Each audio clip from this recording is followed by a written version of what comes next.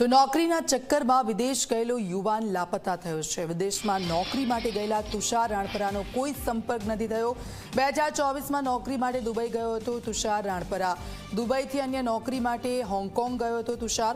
Hong Kong ગયા બાદ પરિવાર સાથે તુષારનો કોઈ સંપર્ક થયો નથી। છેલ્લા 6 મહિનાથી તુષારના સંપર્કની રાહ જોઈ રહ્યો છે પરિવાર। મારો પુત્ર પાછો લાવી આપો, પરિવાર આવું કહી રહ્યો છે। તુષારના પિતાએ એજન્ટ સામે પોલીસ ફરિયાદ નોંધાવી છે।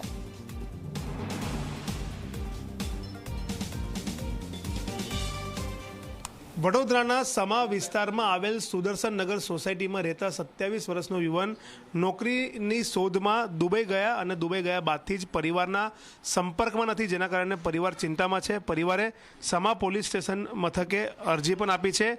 જે એજન્ટ મારફતે ગયા હતા તે એજન્ટના વિરુદ્ધમાં અરજી આપવામાં આવી છે। ત્યારે જે આ યુવક છે તુષાર રાણપરા, તેમના પિતા સાથે આપણે વાત કરીશું।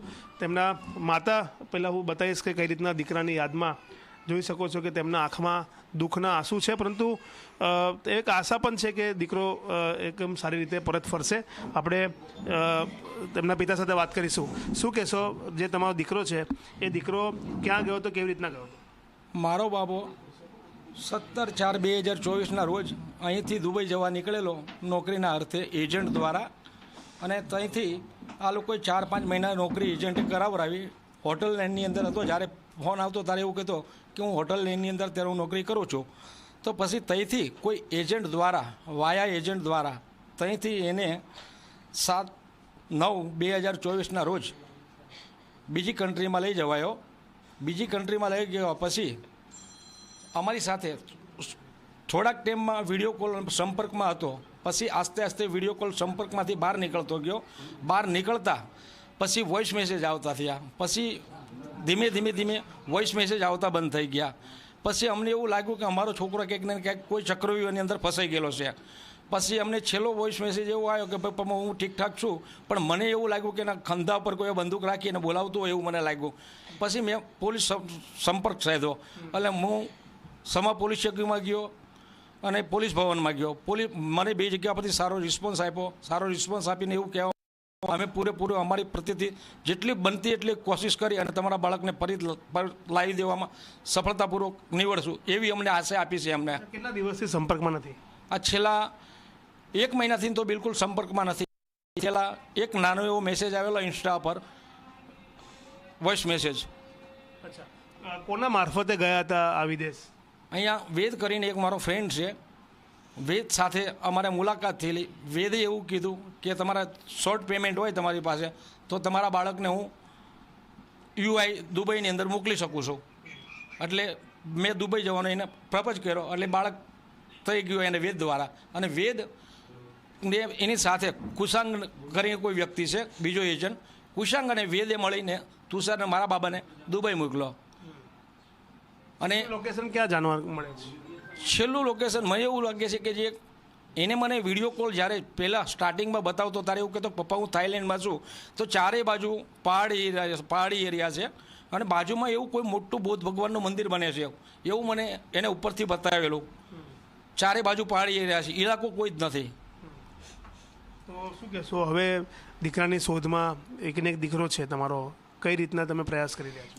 બસ અમે તો અત્યારે અમારી એક જ સરકારશ્રીને રજૂઆત છે, પહેલાં પોલીસશ્રીને રજૂઆત છે। પછી અમે નહીં હોય તો અહીંના સાંસદને મળશું કે ભાઈ તમે આમાં હેલ્પ અમને કરો, અમારી એક માંગ છે, કારણ કે અમારો એક બાબો છે। બેન, આપનું શું નામ છે? ગીતાબેન। ગીતાબેન, શું કહેશો, દીકરા સાથે ક્યારે છેલ્લી વાત થઈ હતી? 1 મહિના પહેલા વોઇસ મેસેજ આવ્યો હતો। છેલ્લા 6 મહિનાથી વાત જ નથી મારી પાસે। મને કે મમ્મી તમે ચિંતા ના કરશો, હું હાજુ હારો આવીશ એમ જ કીધું। તો કેમ ગયા હતા દુબઈ, કેમ ગયા હતા? કે મમ્મી બેબીને પરણાઈ છે તો દેણું થઈ ગયું છે કે થોડું ઘણું કમાઈ આવું 2-3 વર્ષ માટે। નોકરીની શોધમાં ગયા હતા? નોકરી માટે ગયો તો મારા બાબા। આજે છેલ્લા 6 મહિનાથી મોઢું નથી જોયું મારા બાબાનું મેં।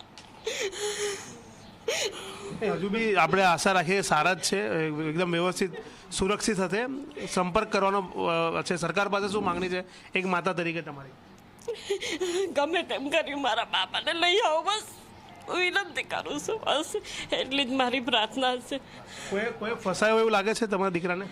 હા, એ વાત કરતો એના પરથી મને લાગે છે કે પાછળ કોઈ જબરજસ્તી એની જોડે વાત કરાવતું હોય એવું લાગતું હતું છેલ્લે અમને. જે રીતના એક માતા અને પિતાની જે વેદના છે, તેમની જે દુઃખની આ ઘડી છે કે તેમનો એક 27 વર્ષનો વાલસોયો દીકરો, તેમનો તે દીકરો દુબઈ નોકરીની શોધમાં ગયો, ત્યાંથી હોંગકોંગ ગયાની વાત છે, ત્યાંથી કંબોડિયા ગયાની વાત છે, પરંતુ હજુ સુધી કંઈ કન્ફર્મેશન નથી થયું કે આ જે તુષાર રાણપરા છે તે ક્યાં છે. છેલ્લા 1 મહિનાથી પરિવાર સંપર્ક કરી રહ્યો છે, પરંતુ સંપર્ક નથી થઈ શક્યો. માતા સાથે છેલ્લા 6 મહિના પહેલાં વાત થઈ હતી અને હજુ વાત નથી થઈ. ત્યારે માતા હાથ જોડીને સરકાર પાસે વિનંતી કરેલી છે કે તુષારને હેમખેમ પરત વડોદરા લાવવામાં આવે, કારણ કે પોતાના ઘરનું દેવું ઉતારવા માટે તુષાર નોકરીની શોધમાં દુબઈ ગયો અને ત્યાં જઈને તે ફસાયો છે. કોઈ ચુંગલમાં ફસાયો હોય તે પ્રકારની જે શક્યતા તેમના પરિવાર વ્યક્ત કર્યા છે. ત્યારે જોવું રહ્યું કે વડોદરા પોલીસ, ગુજરાત સરકાર, કેન્દ્ર સરકાર કઈ રીતના આ પરિવારની મદદ કરે છે. કેમેરામેન મુકુંદ દવે સાથે રવિ અગ્રવાલ, ઝી મીડિયા, વડોદરા.